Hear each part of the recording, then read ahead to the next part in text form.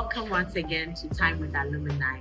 Today we have with us prestigious alumnus, Engineer Esseku, a very dedicated alumnus to the College of Engineering in terms of participation and then also his commitment to bringing more people to donate to the endowment fund.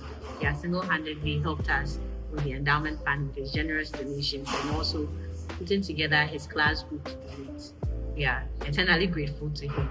So today we want to interview him, ask him some questions about his undergraduate life and then his current career. You're welcome to our show. Thank you very much. So we'll delve straight into it. Engineer, could you give us a background about yourself? Yeah, so I attended a campus school, and from there I came to the then University of Science and Technology in 1991. And at that time I wasn't sure exactly what I wanted to do, civil engineering or electrical engineering. I didn't know, so I chose both. And I was given civil engineering. Okay. So initially I wanted to switch to electrical engineering just because I had friends in my class, not because I wanted to do electrical engineering.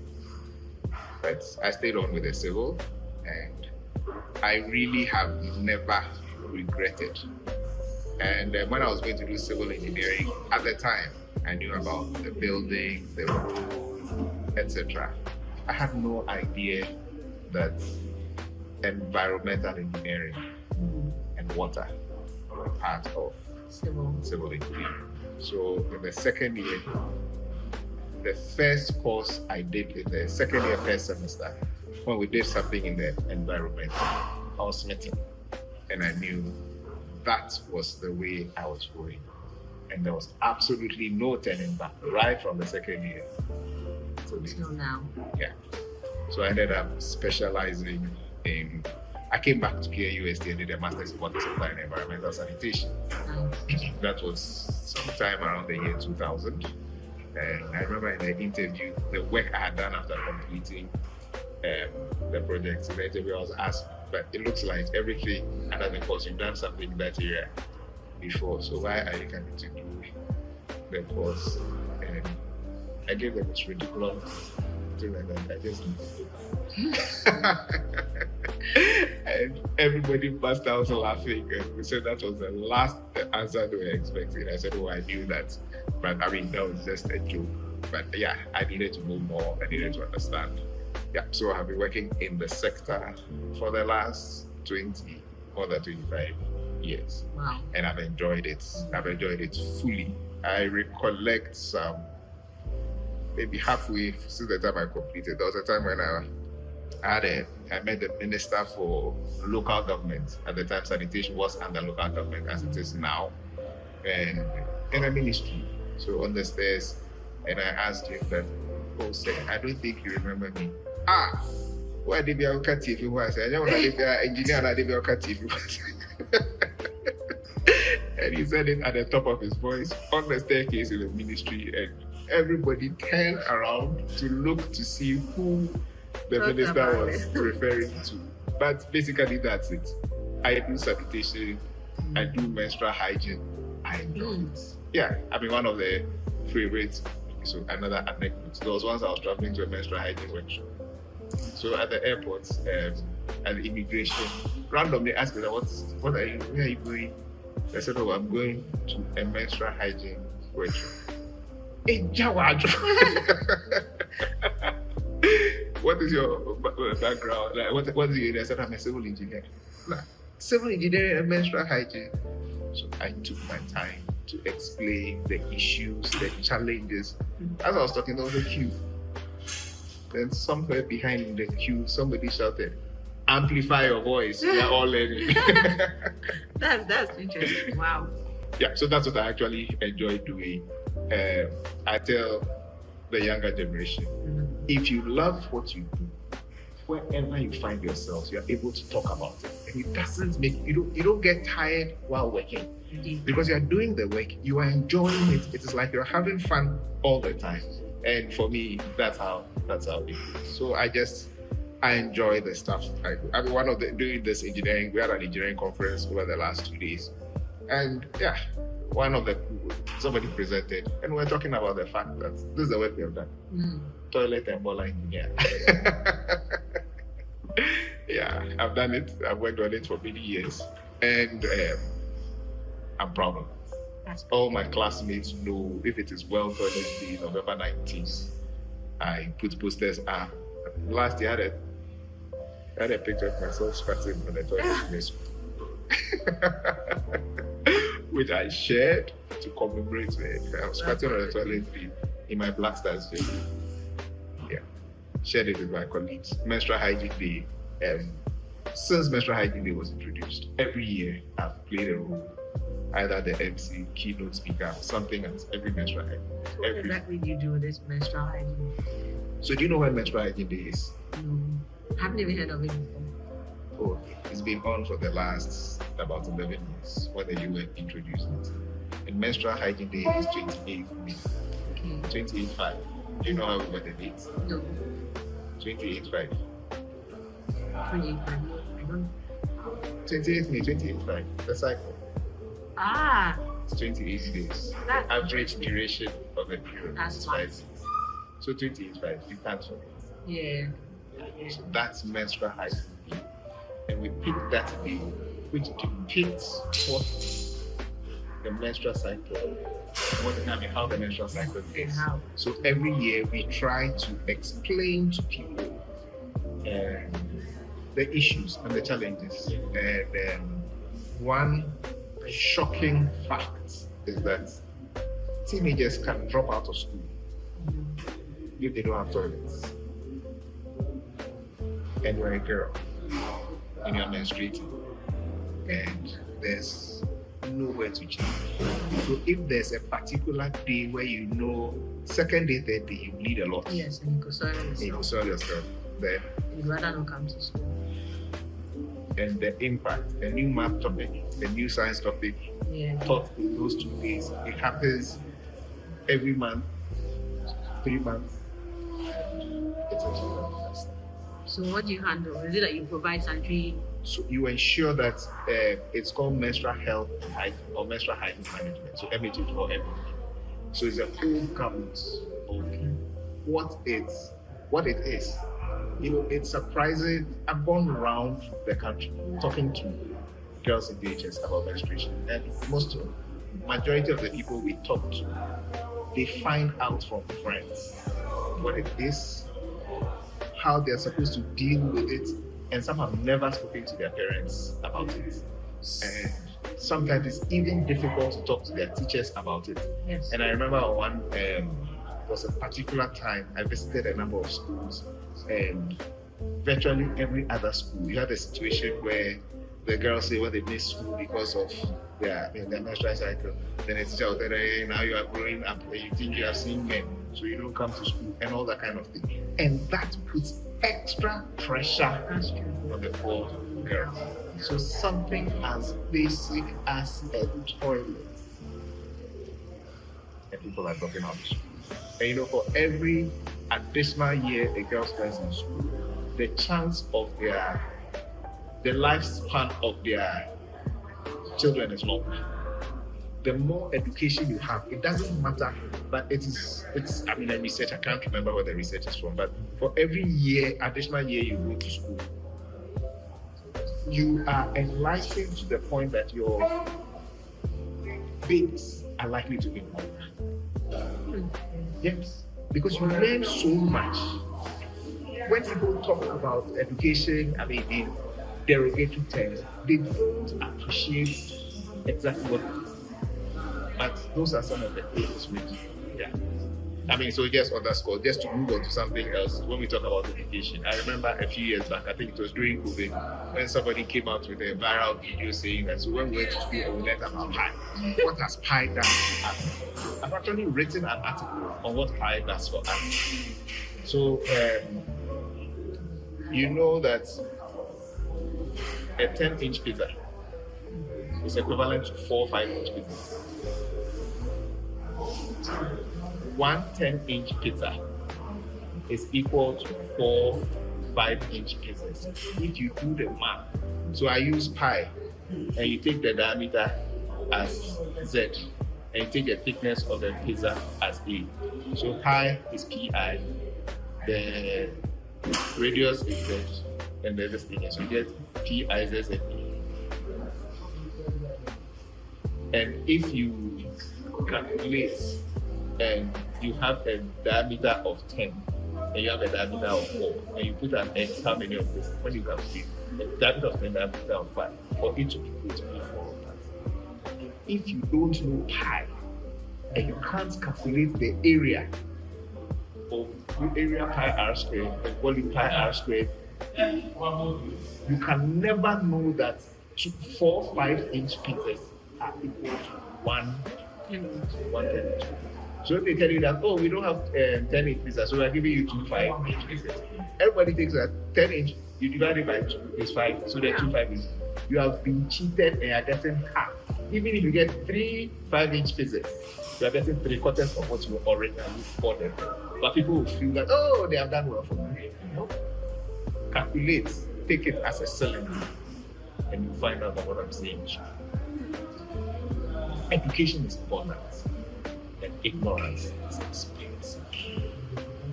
It's the same thing if you're buying toilet roll or kitchen towel.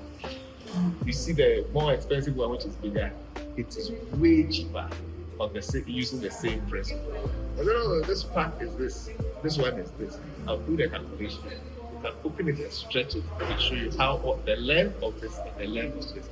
Spend the time to let colleagues understand that the math we do is not useful.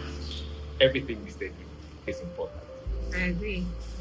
So you do a lot of MCA and you are excellent at it. When you were in undergrad, were you involved in other extracurricular activities like that?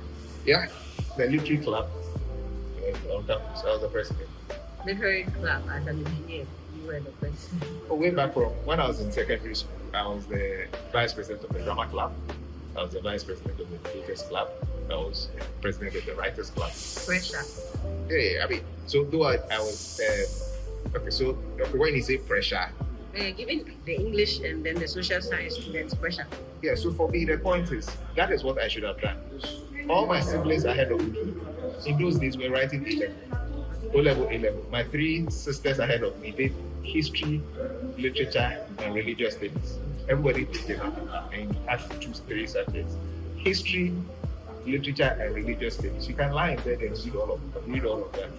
And I love reading till today. Every John Christian book I've read, I'm reading 500 to 700 pages. I've never read a John Christian book in more than 24 hours. If I start a book, I don't. It doesn't matter whether it's 500 pages or 700. It's got the suspense. You want to finish it. That's how I read. Mm-hmm. That's how I read. So a number of my kids also read the same, but it's just a part of me. So all my siblings, knowing I spent all my time reading, why are you going to do science? They were ahead of me. I read their literature books and then discuss it with them. I mean, just because I enjoy it, and I still love reading. But don't you think that's a misconception? That science and reading is not exactly related? It's a total misconception. Because I enjoy reading. I love reading. I mean, when I started my engineering career and I'm emceeing a program, you're supposed to be able to do serious stuff and stop what you're doing. I enjoy doing it. I mean, I enjoy doing it. So back on campus, there's a program, so joint services. The student chaplaincy council joint services. I MC quite a number of them. And earlier on, I used to MC weddings. Leave Accra, go to Kumasi, Saturday, wake up at dawn, go to Kumasi, MC a program and come. MC a wedding and come. Wake up, go to Accra, MC a wedding, come. As a side hustle, just something you like to No, it's my friends. My friends are getting married. Oh. And virtually 10 years after school, my friend is getting married. He said, Charlie Harold, it's a long time. My wedding is coming on in 3 weeks' time. I want you to MC my wedding. And I haven't seen the guy in 3-4 years. The person calls me. I go back and I go and MC. So one day somebody, a senior, many years my senior in Ajimota school, in church, who told me, oh, the way you MC programs in church and all of that kind of thing, you need to make money out of it. Yeah. And I laughed. Then I had a journalist that MC the program. She told me on Sunday, during the week, I had a journalist that MC the program and had been paid $3,000. I've been doing this for how long? I haven't earned a dime. I don't know if you say for free, it's not nice because I travel and go and then come back. But there are days you go for a wedding and MC and then you even get some of the food free because you're busy. And then you try to get to the station and buy some dry food. But when she said that, I heard about the program and I told the guys that I will help you with this program and give you a report. So a mini conference I held and facilitated, and they gave me a contract. So we had that discussion, and then we were like, in conclusion, we are going to pay you 10 days, $200 a day. That's actually divided into $2,000. So you come to the preparatory meetings, help us with this and that, and I did a lot of running around. The conference itself was 3 days, 2.5 days. Last day, they finished. I wanted my money, so I had finished the report, and I gave it to them. And the guy said, oh, we told you we are paying you 3 days after for the report, they are bringing it down. So it means you can't pay. Take it away, bring it in 3 days. Yeah. What this guy saying, so I took it back. Read the report. Obviously, I like taking pictures. So the pictures I taken from this thing, put some 4 pictures on the cover, designed it nicely, put pictures as strategic locations. So 3 days later, I submitted it. The guy didn't look at the report and he asked me that, in the what you got 3 days ago, is it the same thing I submitted? I said, have you added anything to it? Then I said, yes, sir. What did you add? Right. So if you had submitted that one, you would have looked at it and told you, go and add this, go and add this. The things I would have, I didn't look at it, but I knew you couldn't have added this thing. So all these things you had, then look at it. I got my first $2,000 for some games. Now I'm for free. I haven't charged for any program I have facilitated or emptied in the last month. Why is it a personal decision? No, it's a personal decision. If the College of Engineering calls me to come and do a program, I can't. And all my kids' classmates are all getting married. So if I'm going to MC a wedding, it's Oh, you MC their wedding? No, I don't. Oh, how can I MC my kids' wedding? Don't tell me I'm in school. So when it comes to some of those things, I have moved away from it. But technical programs, so like last week, well, what I did during second month, I facilitated 2 different workshops on well water. One at Kimpa, one at the Danish Embassy. Okay. But I mean, each time they asked me, I said, no, I don't charge. So, This is the work. I mean, this is what I'm doing. I want to help the sector. So I don't charge. That's good. This is really good. If it is for water sector, if it is for College of Engineering, if it's for a number of people, I have decided that that is my contribution to the sector. If it's at Chimota School, I can't. If it's for Chimota School, I mean, if I have to pay to MC, I'll pay an MC by Chimota School. You love that place so much. Oh yes. I don't think anybody knows me. Everybody who knows me went to Chimota School. Everybody who knows me knows I'm an Accra. Everybody who knows me knows I'm an I don't hide it. If I'm MC a program, I'll find one way or the other to bring it in. Yeah, because people are not advanced. Oh no, we are just I looking don't for mind. much more dedication on that front and the College of Engineering. Also, currently the KNUS Alumni Association Advisory Council, I'm also a member of that as well. I got a letter just this month, the month of March, that they want me to provide the same kind of support. And it's actually because of, the letter actually said because of my dedication and support to the College of Engineering.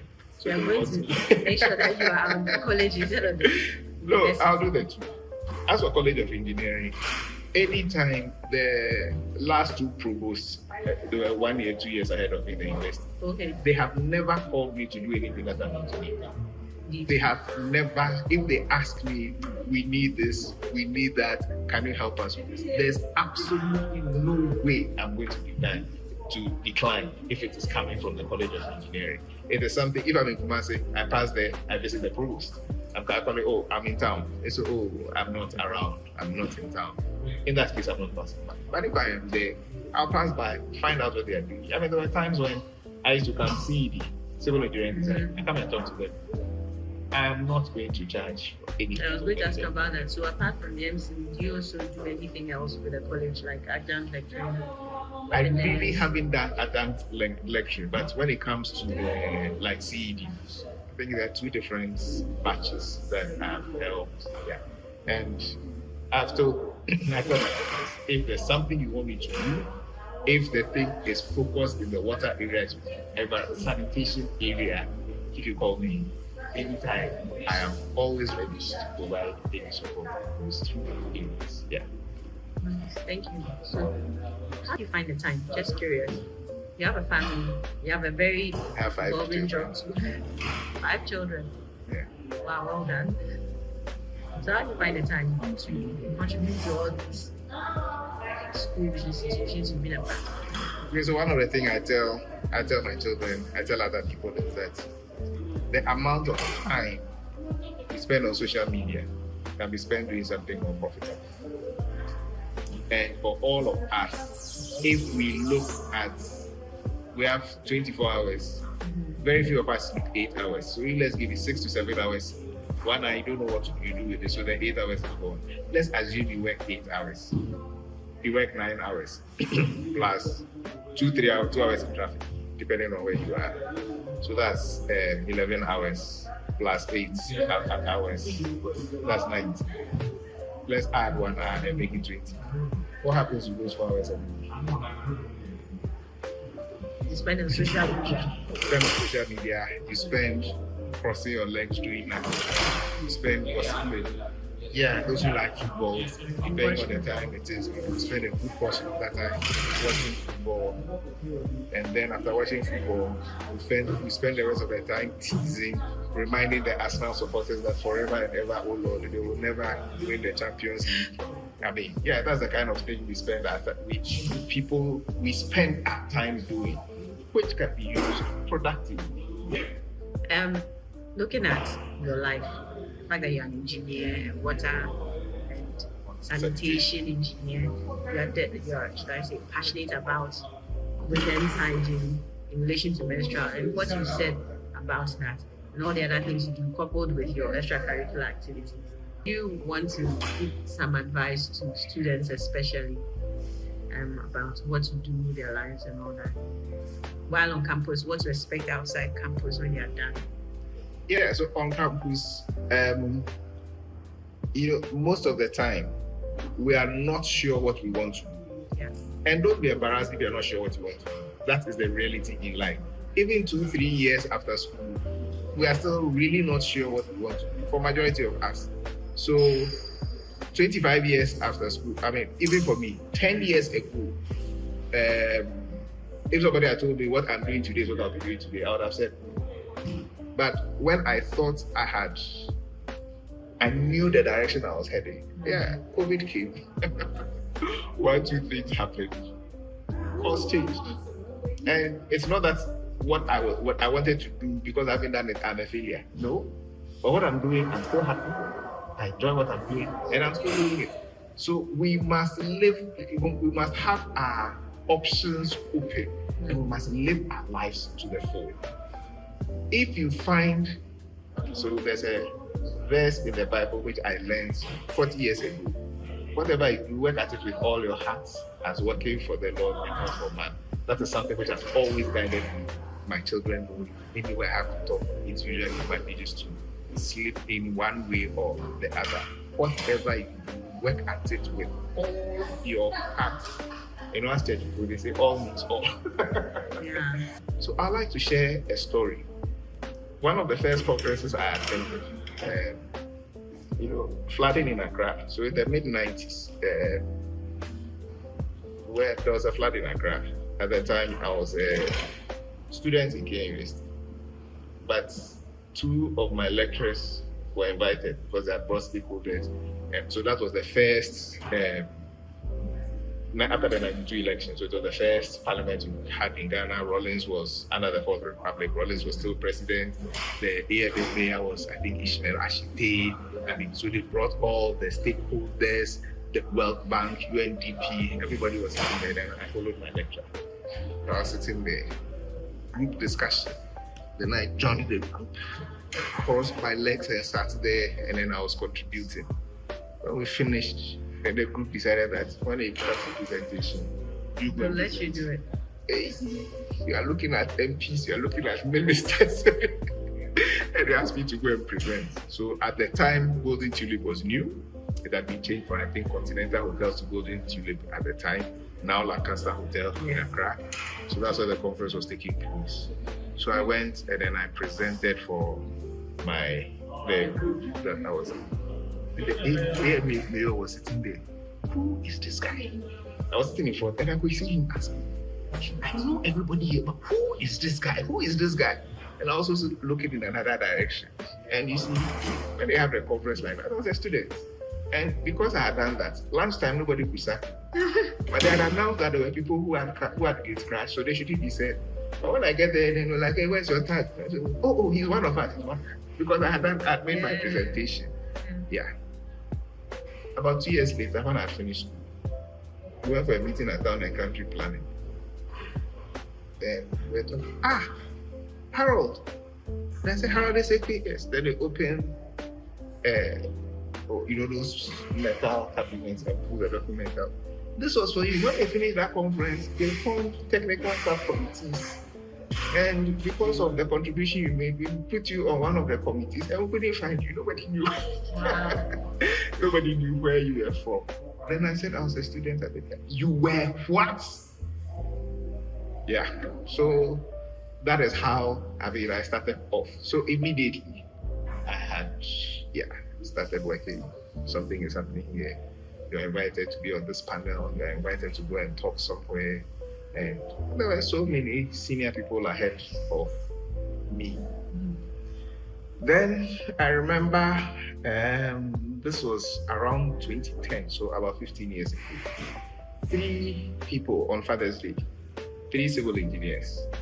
I sent a similar email to the 3 of them, telling them how, when I came out of school, the kind of work they were doing, they inspired me and they helped me go in the direction I was.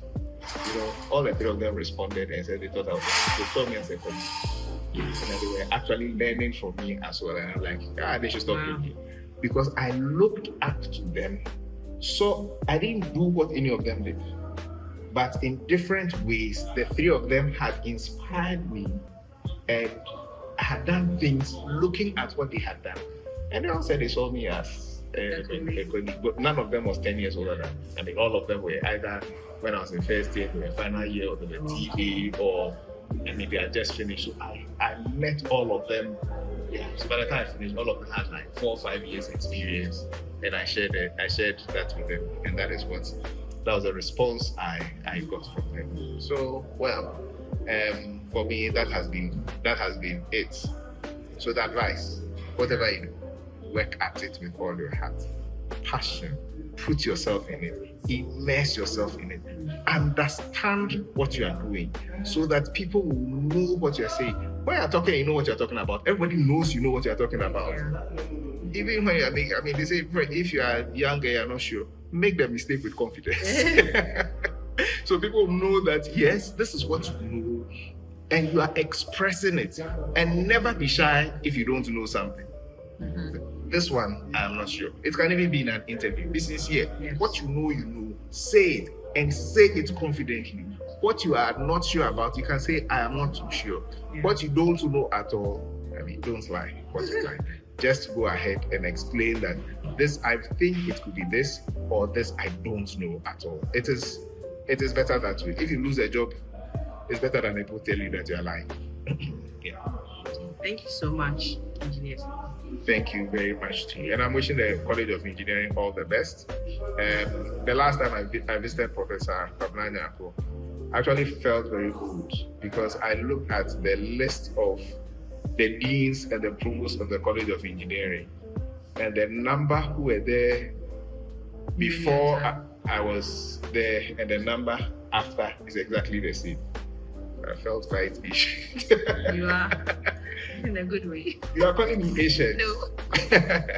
I felt very patient because it was like, so the dean at the time, it was dean of the College of Engineering. So the one who was there once I was there is the perpendicular bisector between before and after. It made me feel very good. Yeah, but it's part of it. I love engineering. Everybody knows I have written articles which I have shared on my engineering career. I've written articles on my menstrual hygiene career. I've written, when we're talking about pi, there's a pi day as well. No. So it's just 14th month. It's just like 3.14. So usually on Pi Day, these articles I talk about Pi, I usually write it on Pi Day, and then I share that today is Pi Day. Then I wrote the article on Pizza. Today is Pi Day. Then I write something to let people who say that. So when you want to spell the dot as Pi, what does it mean?